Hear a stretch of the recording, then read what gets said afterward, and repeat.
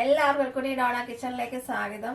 ഈ വീഡിയോയിൽ പറയുന്നത് ചക്ക നാട്ടിൽ നിന്ന് ഫ്രഷായി കൊണ്ടുവരുന്നതും അത് വേവിക്കുന്ന വിധവുമാണ്. അമ്മ നാട്ടിൽ നിന്ന് ചക്ക വൃത്തിയാക്കി ചൂട് കട്ടിയുള്ള പാത്രത്തിൽ ഉപ്പും മഞ്ഞൾപ്പൊടിയും ചേർത്ത് പകുതി വേവിച്ച് ഫാനിന്റെ താഴെ വെച്ച് വേഗത്തിൽ തണുപ്പിച്ച ശേഷം ആവശ്യമുള്ള അളവിൽ പാക്ക് ചെയ്ത് ഫ്രീസ് ചെയ്ത് കൊടുത്തു വിട്ടതാണ്.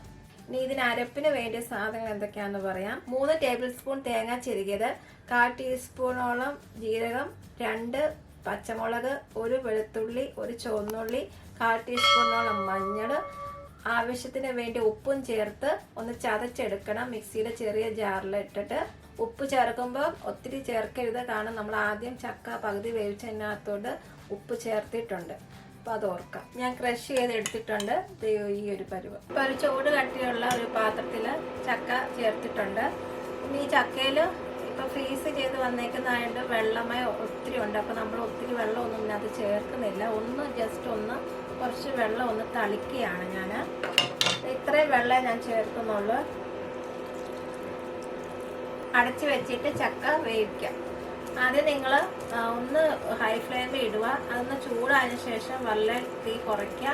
അതുപോലെ ചൂട് കട്ടിയുള്ള പാത്രത്തിൽ വെക്കാനായിട്ട് ശ്രദ്ധിക്കുക. അപ്പോൾ ആണെങ്കിൽ അടി പിടിക്കത്തില്ല. ഇടയ്ക്ക് നിങ്ങൾ ഇളക്കി കൊടുക്കണം കേട്ടോ, കാരണം നമ്മൾ ഇതിനകത്ത് അധികം വെള്ളം ചേർത്തിട്ടില്ല. അപ്പം ഇത് അടി പിടിക്കുന്നുണ്ടോ എന്നൊക്കെ ഇടയ്ക്കൊന്ന് നോക്കണം. ഇടയ്ക്കൊന്ന് ഇളക്കി കൊടുക്കണം. ഇപ്പം മൂടി തുറക്കാൻ പോവാണ്. ഞാൻ ഒരു 8 മിനിറ്റ് ആയിട്ടുണ്ട്.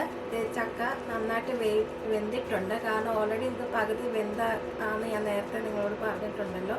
അപ്പോൾ നീ ഇപ്പോൾ അരപ്പ് ചേർക്കാൻ പോവാണ്. എൻ്റെ അടിയിലൊന്നും പിടിച്ചിട്ടില്ല, കാരണം കുറച്ച് വെള്ളം മാത്രം ഒഴിച്ചാൽ മതി. ഞാൻ വെള്ളം ചെറു തീയിലിട്ടാട്ടോ വേവിച്ചത്. മിക്സിയിലെ ജാറിലെ അരപ്പ് ഞാൻ ചേർക്കാൻ പോവാണ്.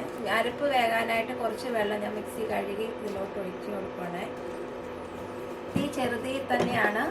എന്നിട്ട് ഇതൊന്ന് കൊത്തി ഒന്ന് വെക്കാം. കുറച്ച് കറിവേപ്പിലയും കൂടെ ചേർത്ത് വെച്ച് വയ്ക്കാം. അപ്പം ആവി കയറിയ ശേഷം മിക്സ് ചെയ്തെടുക്കുക. ഇത് വളരെ ഇമ്പോർട്ടൻ്റ് ആണ്. ആവി കയറിയ ശേഷം മാത്രമേ നിങ്ങളിത് മിക്സ് ചെയ്യാൻ പാടുള്ളൂ. അപ്പം ഇതുപോലെ നന്നായിട്ട് ചക്ക കുഴച്ചെടുക്കണം കണ്ടോ. അപ്പം ഞാൻ ടേസ്റ്റ് ചെയ്ത് നോക്കട്ടെ ഇതിനകത്ത് ഉപ്പൊക്കെ ഉണ്ടോന്ന്. കറക്റ്റ് പരുവാണ്. ഇനി ഞാനിത് കടുക് താളിക്കാൻ പോവാണ്. ഇത് ഓപ്ഷണലാണ്. കടുക് താളിച്ചാൽ കുറച്ചും കൂടി നല്ല ടേസ്റ്റ് ഉണ്ടാവും. അപ്പം കടുക് താളിക്കാനായിട്ട് ഒരു ഫ്രൈ പാൻ അടുപ്പത്ത് വെച്ചിട്ട് 2 ടേബിൾ സ്പൂണോളം വെളിച്ചെണ്ണ ഒഴിച്ചിട്ടുണ്ട്.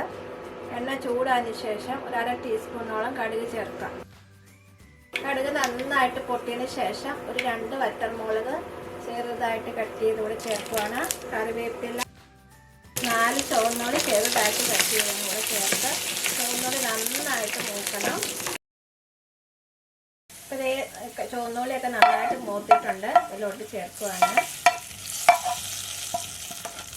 ഒന്നുകൂടി ഒന്ന് ഇളക്കുക.